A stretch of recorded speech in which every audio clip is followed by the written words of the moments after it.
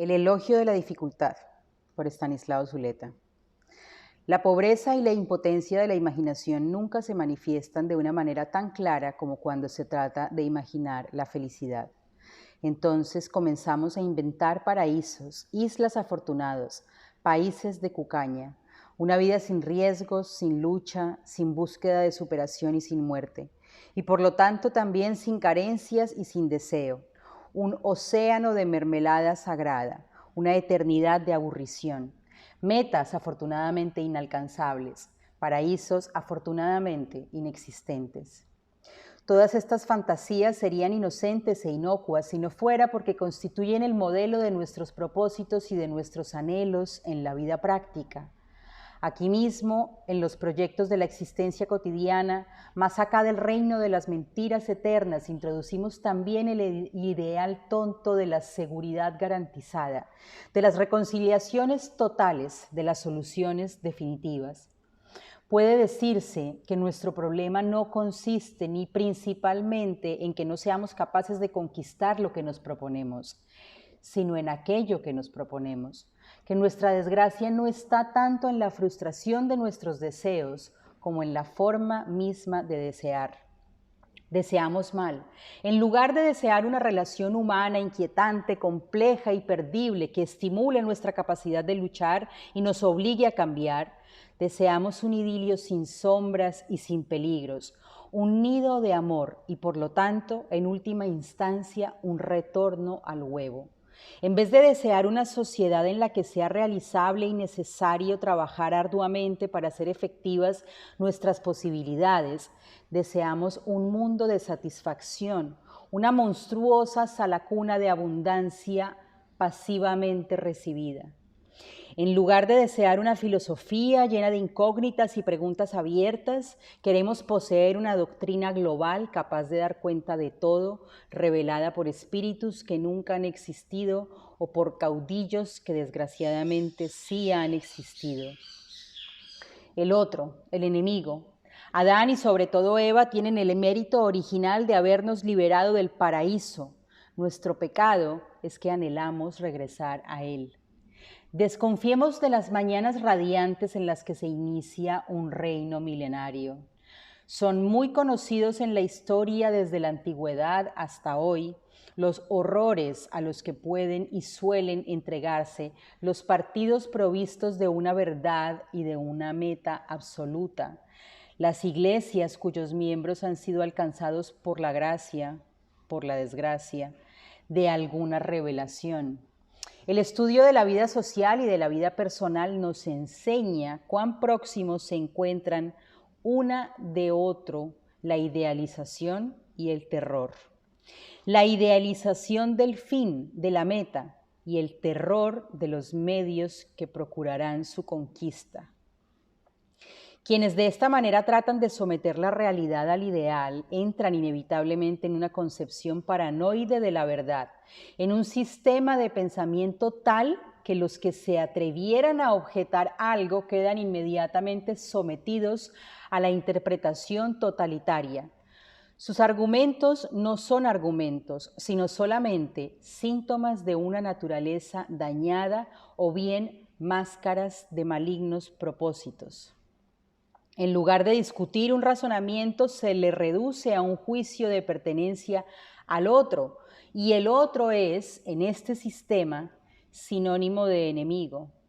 O se procede a un juicio de intenciones, y este sistema se desarrolla peligrosamente hasta el punto en que ya no solamente rechaza toda oposición, sino también toda diferencia. El que no está conmigo está contra mí, y el que no está completamente conmigo no está conmigo. Así como hay, según Kant, un verdadero abismo de la razón que consiste en la petición de un fundamento último e incondicionado de todas las cosas, así también hay un verdadero abismo de la acción que consiste en la exigencia de una entrega total a la causa absoluta y concibe toda duda y toda crítica como traición o como agresión. Ahora sabemos por una amarga experiencia que este abismo de la acción, con sus guerras santas y sus orgías de fraternidad, No es una característica exclusiva de ciertas épocas del pasado o de civilizaciones atrasadas en el desarrollo científico y técnico, que puede funcionar muy bien y desplegar todos sus efectos sin abolir una gran capacidad de inventiva y una eficacia macabra. Sabemos que ningún origen filosóficamente elevado o supuestamente divino inmuniza una doctrina contra el riesgo de caer en la interpretación propia de la lógica paranoide que afirma un discurso particular, todos lo son, como la designación misma de la realidad y los otros como ceguera o mentira. El atractivo terrible que poseen las formaciones colectivas que se embriagan con la promesa de una comunidad humana no problemática, basada en una palabra infalible, consiste en que suprimen la indecisión y la duda, la necesidad de pensar por sí mismo, otorgan a sus miembros una identidad exaltada por participación, separan un interior bueno, el grupo, y un exterior amenazador. Ausencia de respeto. Así como se ahorra sin duda la angustia, se distribuye mágicamente la ambivalencia en un amor por lo propio y un odio por lo extraño, y se produce la más grande simplificación de la vida, la más espantosa facilidad. Y cuando digo facilidad, no ignoro ni olvido que precisamente este tipo de formaciones colectivas se caracterizan por una inaudita capacidad de entrega y sacrificios, que sus miembros aceptan y desean el heroísmo cuando no aspiran a la palma del martirio. Facilidad, sin embargo, porque lo que el hombre teme por encima de todo no es la muerte y el sufrimiento, en los que tantas veces se refugia, sino la angustia que genera la necesidad de ponerse en cuestión, de combinar el entusiasmo y la crítica, el amor y el respeto. Un síntoma inequívoco de la dominación de las ideologías proféticas y de los grupos que las generan o que someten a su lógica doctrinas que les fueron extrañas en su origen, es el descrédito en que cae el concepto de respeto. No se quiere saber nada del respeto, ni de la reciprocidad, ni de la vigencia de normas universales. Estos valores aparecen más bien como males menores propios de un resignado escepticismo, como signos de que se ha abdicado a las más caras esperanzas. Porque el respeto y las normas solo adquieren vigencia allí donde el amor, el entusiasmo, la entrega total a la gran misión ya no pueden aspirar a determinar las relaciones humanas. Y como el respeto es siempre el respeto a la diferencia, solo puede afirmarse allí donde ya no se cree que la diferencia puede disolverse en una comunidad exaltada, transparente y espontánea, o en una fusión amorosa. No se puede respetar el pensamiento del otro, tomarlo seriamente en consideración, someterlo a consecuencias, ejercer sobre él una crítica, válida también en principio para el pensamiento propio, cuando se habla desde la verdad misma, cuando creemos que la verdad habla por nuestra boca, porque entonces el pensamiento del otro solo puede ser error o mala fe. Y el hecho mismo de su diferencia con nuestra verdad es prueba contundente de su falsedad sin que se requiera ninguna otra. Nuestro saber es el mapa de la realidad y toda línea que se separe de él solo puede ser imaginaria o algo peor, voluntariamente torcida por inconfesables intereses. Desde la concepción apocalíptica de la historia, las normas y las leyes de cualquier tipo son vistas como algo demasiado abstracto y mezquino frente a la gran tarea de realizar el ideal, de encarnar la promesa, y por lo tanto solo se reclaman y se valoran cuando ya no se cree en la misión incondicionada. Pero lo que ocurre cuando sobreviene la gran desidealización no es generalmente que se aprenda a valorar positivamente lo que tan alegremente se había desechado o estimado solo negativamente. Lo que se produce entonces, casi siempre, es una verdadera ola de pesimismo, escepticismo y realismo cínico. Se olvida entonces que la crítica a una sociedad injusta basada en la explotación y en la dominación de clase era fundamentalmente correcta y que el combate por una organización social racional e igualitaria sigue siendo necesaria y urgente. A la desidealización sucede el arribismo individualista, que además piensa que ha superado toda moral por el solo hecho de que ha abandonado toda esperanza de una vida cualitativamente superior. Esencialismo y circunstancialismo. Lo más difícil, lo más importante, lo más necesario, lo que de todos modos hay que intentar es conservar la voluntad de luchar por una sociedad diferente, sin caer en la interpretación paranoide de la lucha. Lo difícil, pero también lo esencial, es valorar positivamente el respeto y la diferencia, no como un mal menor y un hecho inevitable, sino como lo que enriquece la vida e impulsa la creación y el pensamiento, como aquello sin lo cual una imaginaria comunidad de los justos cantaría el eterno hosana del aburrimiento satisfecho.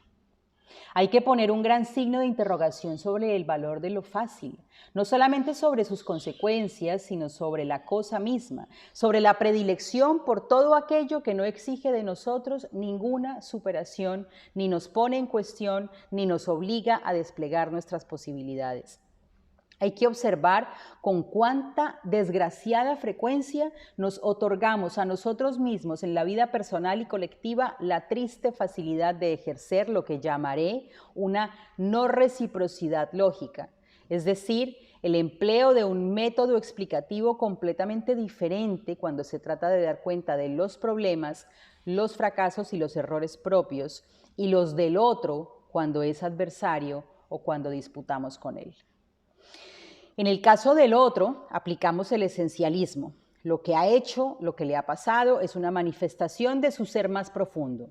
En nuestro caso, aplicamos el circunstancialismo, de manera que aún los mismos fenómenos se explican por las circunstancias adversas, por alguna desgraciada coyuntura. Él es así, yo me vi obligado. Él cosechó lo que había sembrado. Yo no pude evitar este resultado. El discurso del otro no es más que un síntoma de sus particularidades, de su raza, de su sexo, de su neurosis, de sus intereses egoístas. El mío es una simple constatación de los hechos y una deducción lógica de sus consecuencias. Preferiríamos que nuestra causa se juzgue por los propósitos y la adversaria por los resultados. Y cuando de este modo nos empeñamos en ejercer esa no reciprocidad lógica que es siempre una doble falsificación, no solo irrespetamos al otro, sino también a nosotros mismos, puesto que nos negamos a pensar efectivamente el proceso que estamos viviendo.